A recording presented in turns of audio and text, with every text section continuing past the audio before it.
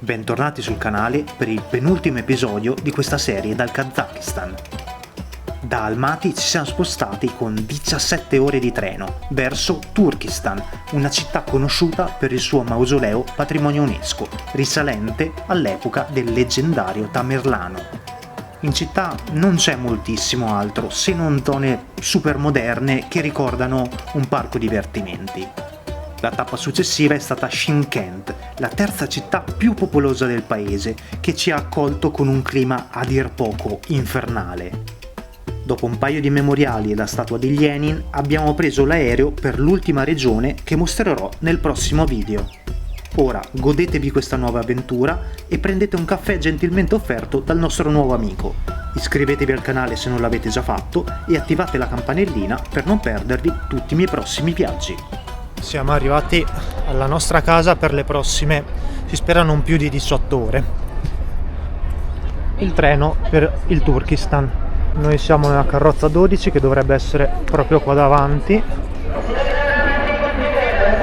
Allora, questa è la camera, ci sono 4 letti per cabina, qua c'è un piccolo spazio per i bagagli, ci sono le prese, l'aria condizionata direi proprio che non c'è.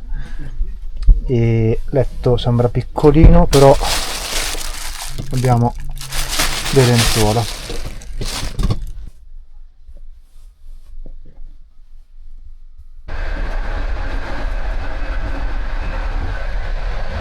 C'è anche un rubinetto per l'acqua, microonde, mini lavandino con penso teiere per fare il tè. Carissimi, buongiorno, mi sono svegliato tardissimo per fortuna, ma mancano ancora parecchie ore. Si dorme abbastanza bene, ovviamente il posto è stretto, però non si sta malaccio, diciamo. Ci svegliamo e come prima cosa la signora con cui condividiamo la cabina ci offre dei biscotti. Qui sono veramente tutti molto gentili e curiosi. Comunque per sicurezza non abbiamo usato né l'acqua né le teiere sul treno, ci siamo portati tutto. Siamo nel vagone ristorante, questo è il menù, ovviamente sono in russo e questo è il vagone ristorante. Vagone ristorante molto carino e cibo passabile, anche se ci è arrivato tutt'altro rispetto a quanto ordinato. Abbastanza assurdo che per 650 km di strada ci vogliano 17 ore di treno, mentre un Milano-Napoli, che sono 100 km in più, sono 4 ore e mezza di treno. Però diciamo che fa parte dell'esperienza. Buongiorno dal Turkistan, abbiamo sbloccato un'altra area del paese e fa caldissimo, ci sono 40 gradi, veramente caldissimo. Stiamo aspettando il nostro taxi per andare in ostello. Devo dire che siamo sopravvissuti alla grande alle 17 ore in treno, non sono state così terribili, si stava abbastanza bene. Buon pomeriggio, siamo ufficialmente in giro per il Turkistan. Questa città è conosciuta prevalentemente per appunto il mausoleo che vi ho appena fatto vedere, ma è anche molto interessante perché nonostante la città non sia una delle più popolose, è una delle più conosciute appunto per il suo mausoleo. Il mausoleo è dedicato a, scusate la pronuncia, Khawaja Ahmet Yassawi, personaggio molto importante in quanto rese popolare il sufismo, questo nonostante l'invasione dei mongoli nello stesso periodo. Nonostante una buona parte del mausoleo sia in ristrutturazione, molto carino. Se lo guardate bene, sono sicuro che vi ricorderà alcune parti dell'Uzbekistan e questo non è assolutamente un caso. Infatti questo fu costruito da Tamerlano che visse tra il 1336 e il 1405 e diciamo che è paragonabile alle sue creazioni a Samarcanda, proprio in Uzbekistan.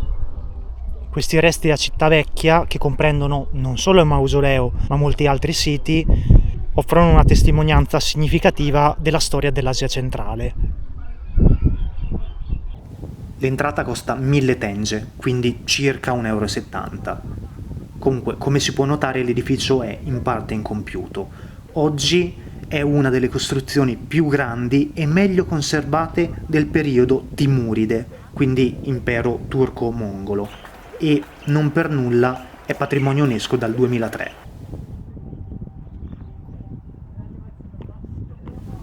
Questo mausoleo più piccolo invece è dedicato alla nipote di Tamerlano, che fu anche moglie di uno dei leader del Khanato uzbeko. Questo è l'interno del secondo mausoleo, quello più piccolo. Come vedete all'interno non è che siano granché, non c'è quasi nulla. Questi sono i bagni, costano pochissimo ma non entriamo perché abbiamo visto e non c'è nulla. Ancora oggi la città attira migliaia di pellegrini. Secondo la tradizione locale, che comunque non è accettata da tutti, si dice che 3 pellegrinaggi in Turkistan equivalgano a un pellegrinaggio alla Mecca.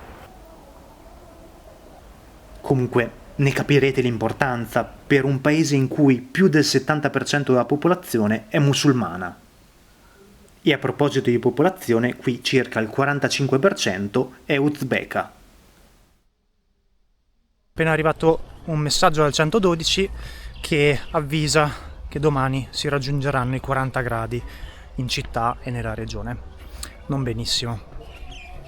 Questi sono i cammelli tipici di queste zone. Poracci.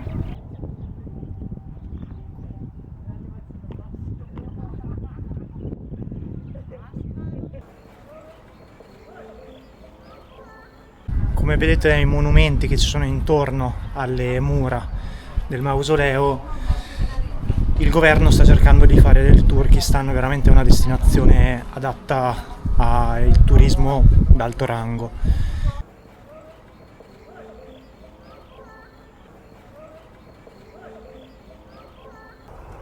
Ci stiamo facendo un giro per aspettare il tramonto e fotografare il mausoleo con una buona luce e stiamo facendo 2 passi tra altre attrazioni che, devo essere sincero, non sono granché, insomma, non c'è molto altro oltre alla zona del mausoleo.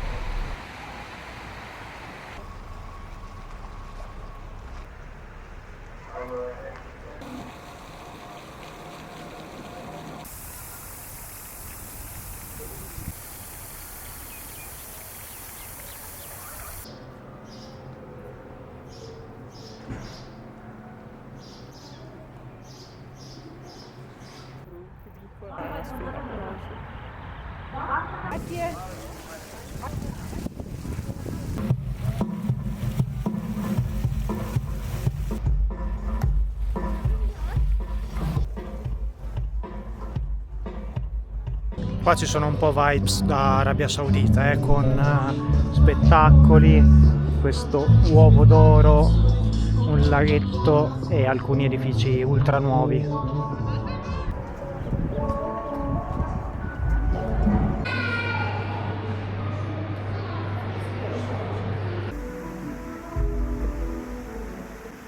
Sembra un po' Gardaland. Dopo questi edifici moderni torniamo verso il mausoleo per godercelo con il tramonto.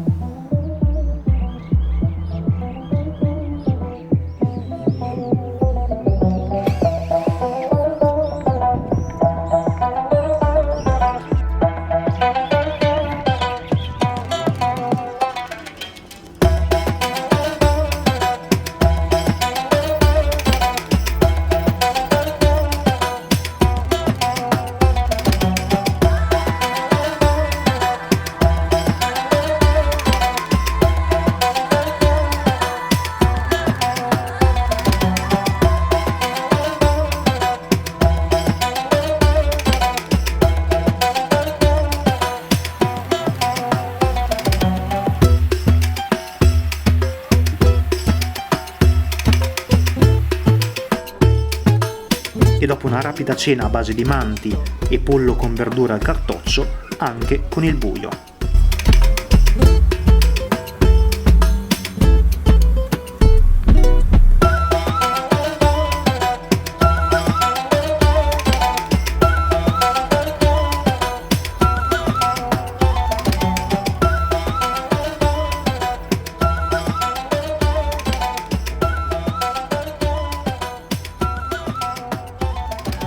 La mattina dopo abbiamo preso un taxi condiviso pagato circa 5 euro a testa e dopo 2 ore e mezza siamo arrivati a Shymkent, terza città più popolosa del paese, che ci ha accolto con temperature superiori ai 40 gradi.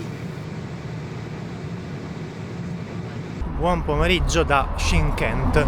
Questa mattina ci siamo spostati e dal Turkistan abbiamo preso un taxi condiviso per questa che è la terza città più popolosa del paese. Passeremo qua solamente qualche ora perché questa sera abbiamo un aereo per Aktau e niente, in verità in città non c'è molto da fare e quindi esploreremo un po' la città ma con molta calma. Dovrebbe essere nella mente del paese, nessuno è dimenticato e qui ci sono tutta una serie di nomi e è lunghissima, veramente lunghissima. Là in fondo c'è anche un altro memoriale. Tutto questo complesso è dedicato ai combattenti che hanno perso la vita durante la Seconda Guerra Mondiale, che nei paesi dell'ex Unione Sovietica viene chiamata la Grande Guerra Patriottica.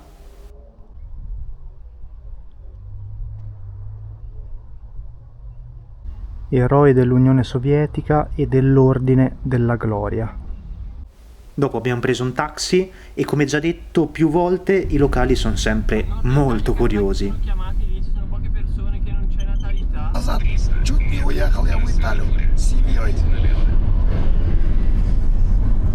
Un paio di mesi fa stavo per partire per l'Italia con la... Really?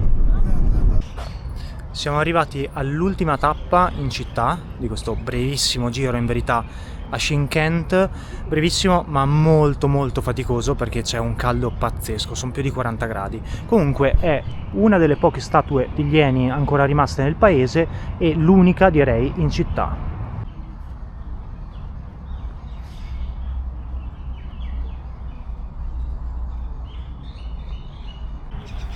Città che mi ha lasciato pochissimo, a differenza di Turkistan. Comunque ci spostiamo in aeroporto dove prendiamo l'aereo per l'ultima tappa del viaggio e vi anticipo già ora che è quella che mi è piaciuta di più. Quindi iscrivetevi al canale per non perdervi la prossima puntata e tutti i miei futuri viaggi. Noi ci vediamo settimana prossima!